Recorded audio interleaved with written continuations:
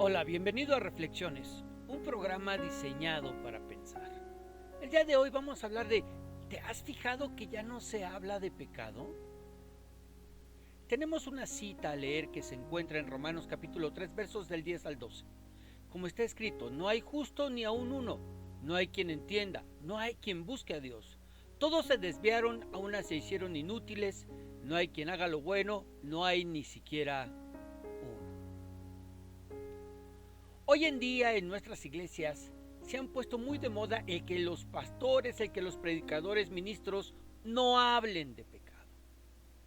El mensaje es total y completamente positivo. Solo se habla de las muchas bendiciones y de los muchos deseos que Dios tiene de que te vaya bien. Si se habla del Señor Jesucristo es para hacer referencia a alguna de sus enseñanzas, que por supuesto que nos hablan de bendición. Y si se toca el que murió por nosotros en la cruz, no se habla de que lo hizo para satisfacer la justicia de Dios y que tú y yo pudiéramos alcanzar el perdón de nuestros pecados. No, se hace para recordarnos que lo hizo porque nos ama. Porque nos ama y deseó tanto que pudiéramos estar con Él, que dio su vida por nosotros. Una predicación que se ha alejado a cientos de kilómetros de la predicación del Evangelio del primer siglo, donde los discípulos solo hablaban de Cristo y de este crucificado, donde la predicación del Evangelio era el hablarle a la gente de lo perdidos que se encontraban en sus delitos y pecados y cómo tenían como destino de seguir de esa manera el infierno, el lugar de sufrimiento eterno, pero cómo en Cristo podrían encontrar salvación y vida eterna en su nombre, a través de su sacrificio, arrepintiéndose de sus muchos pecados y entregándole sus vidas a Él. Donde el ser cristiano era mucho más que tan solo hacer una insípida oración en la que le decimos a Dios que le entregamos nuestras vidas. Y en verdad se convertía en un compromiso en el que se estaba dispuesto a dar la vida. Un evangelio del que Pablo dice en 1 Corintios 1:22. Porque los judíos piden señales y los griegos buscan sabiduría, pero nosotros predicamos a Cristo crucificado. Para los judíos ciertamente tropezadero y para los gentiles locura, mas para los llamados, así judíos como griegos, Cristo, poder de Dios y sabiduría de Dios. ¿Qué es lo que la gente buscaba para poder creer en el evangelio en los tiempos de Pablo? Bueno, esto nos dice que los judíos pedían señales de que en verdad Jesús era el Cristo, el ungido, el Mesías esperado.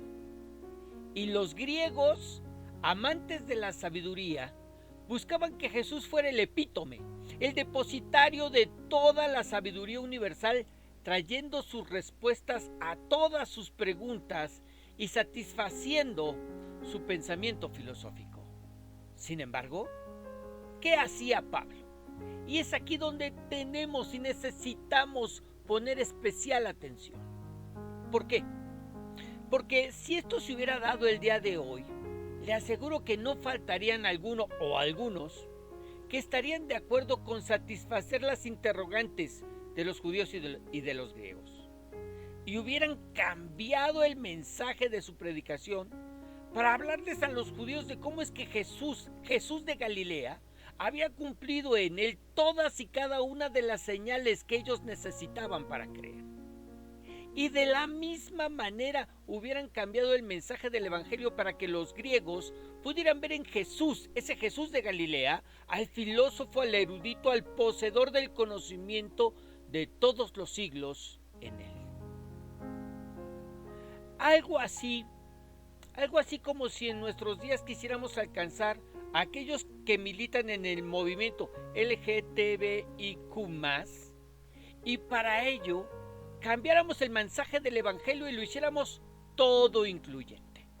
Les dijéramos que pueden venir a Cristo y entregarle sus vidas y seguir con su vida de pecado. Que al fin y al cabo, ¿quién no se equivoca? Que Dios los ama tal y como son, y eso es cierto. Y que no está interesado en que cambien su estilo de vida, lo cual no es cierto. Y que lo único que quiere es que se acerquen a Él, con tal de hacerlos seguidores. pero compartiendo un evangelio espurio, falso, alejado de la verdad. Pero, ¿qué hizo Pablo? Pablo no cambió el tema de su predicación. Él no habló de todas las señales que el Señor hizo para dejar claro que Él era el Cristo, el Mesías, el ungido. No. Y tampoco habló de la sabiduría de todos los siglos encerrada en Él. Él predicó a Cristo y a este crucificado. Aunque esa predicación, nos dice, fuera de tropiezo para los judíos y una locura para los griegos. Los judíos ciertamente tropezadero y para los gentiles locura. Pero para aquellos que para aquellos que hemos sido llamados por Dios, es poder y sabiduría de Dios en Cristo. Mas para los llamados, así judíos como griegos, Cristo, poder de Dios y sabiduría de Dios. ¿Qué quiere decir eso? Que aquellos que hemos sido llamados por Dios para salvación, vemos en la crucifixión de Cristo el poder de Dios manifestándose para el perdón de nuestros pecados, y la sabiduría de Dios para satisfacer en Cristo su justicia y no tener por inocente al que es culpable. Poder y sabiduría de Dios. Pero sin alejarnos del tema de hoy, llamo tu atención a la predicación que recibimos domingo a domingo. Predicación positiva, donde los pastores toman el papel de animadores del club de los optimistas y resaltan las muchas bendiciones que Dios quiere y desea derramar sobre nosotros, sin hablar del compromiso, sin hablar de la fe, sin hablar de los frutos de la fe en nuestras vidas, donde se nos habla de cómo es que Dios quiere que tengamos lo mejor de nuestras vidas ahora. Y esos predicadores se jactan de que no mencionan el pecado en su predicación, y con una serie de palmaditas en la espalda están condenando a sus congregaciones al mismo infierno. Mire, esto sería como si un médico decidiera ignorar su juramento hipocrático porque no quiere darle al paciente una mala noticia, pensando que si lo hace se enojará con él, o se pondrá triste y no volverá a consultarle. Entonces, para evitarlo, no le da la noticia que le salvará la vida si se atiende de manera inmediata, y decirle hablarle de lo bien que se encuentran sus otros órganos, doctor o carnicero. Y es exactamente lo mismo que sucede cuando predicamos un evangelio sin cruz, sin mencionar al pecado, sin decirle a la gente que lo que lo está matando no es el pecado de los demás, sino el suyo. No son los errores de los demás que han cometido, sino los que él ha cometido. Que lo que está matando su relación matrimonial no es el pecado del vecino, sino los errores, las faltas, las infidelidades que él ha cometido. Que lo que está alejando a sus hijos no solo son las malas amistades de las que se han rodeado, sino la falta de atención que él ha tenido y el poco o nulo acercamiento con el que no se ha acercado a ellos.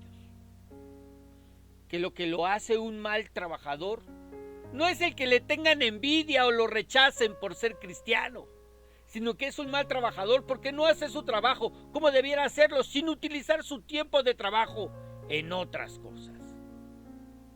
No podemos predicar a Cristo y dejar de hablarle a la gente de cómo es que Él les ayudará a superar sus problemas una vez que los hayan reconocido y se hayan arrepentido de haberlos cometido y corran a la cruz de Cristo para recibir el oportuno socorro.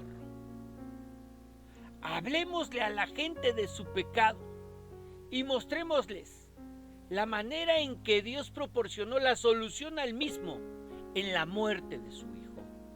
Llevémoslos a reconocerse pecadores que van rumbo al infierno y mostrémosles que en Cristo tienen la única oportunidad de cambiar el rumbo de sus destinos y que en lugar de ir a un infierno de muerte, les espera en Dios vida y salvación eterna. Seamos mensajeros de buenas nuevas, al decirle a la gente que lo que los está matando y la manera en que pueden salvarse. Ahí en tu lugar, inclina tu rostro, cierra tus ojos, vamos a orar. Dios Padre, queremos alabar y queremos bendecir tu nombre. Queremos darte gracias, Dios, porque el día de hoy nos haces reflexionar acerca de ese mensaje que estamos haciendo llegar a este mundo. Es cierto, Señor, a veces en nuestro deseo de alcanzar a otros para ti, comprometemos el mensaje del Evangelio y buscamos adornarlo de tal manera que lo hagamos atractivo, Señor, por los adornos y no por lo que es. Padre, compartimos un evangelio sin cruz, un evangelio sin muerte, un evangelio sin pecado, un evangelio sin arrepentimiento, en donde solamente le decimos a la gente que lo único que tiene que hacer es pedirle a Dios que lo acepte, entregar sus vidas y nada más. Padre, en el nombre de Jesús, que podamos compartir el evangelio de la manera en que tú lo ordenaste. No es invento nuestro. Señor, en el nombre de Jesús, sé tú obrando en nuestras vidas y en nuestros corazones, y que esa carga que sentimos por los perdidos podamos, Señor, y nos obligue a hacer las cosas a tu manera. En el nombre de Jesús te lo pedimos. Amén.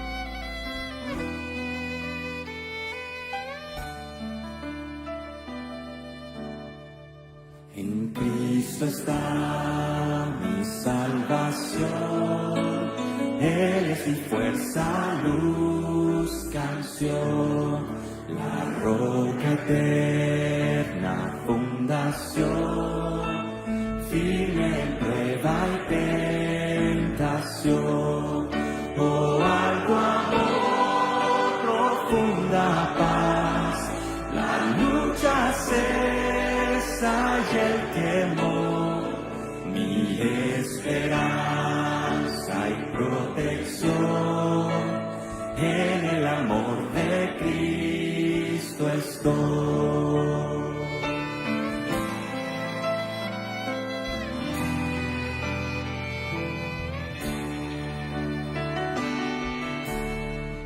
En Cristo está mi redención, Dios infinito se humilló, su don de amor y libertad, el mundo entero despreció. Allá en la cruz mientras murió, el justo Dios se conformó y mi pecado él cargó. Hoy por su muerte vivo yo.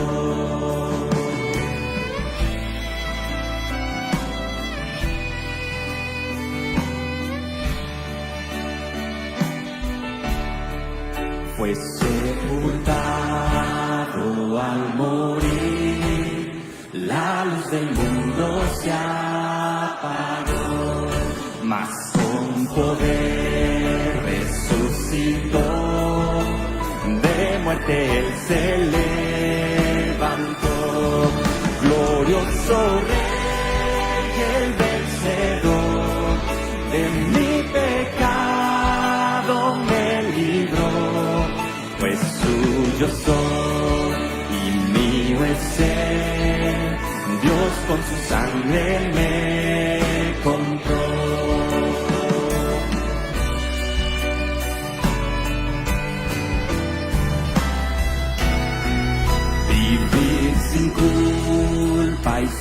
temor, es el poder de Cristo en mí, desde nacer hasta morir, Cristo conduce mi existir, no hay poder ni voluntad que de él pueda apartar, hasta que vuelva o muera yo, en el poder de Cristo estoy. No hay poder ni voluntad que de él me pueda apartar, hasta que vuelva o muera yo, en el poder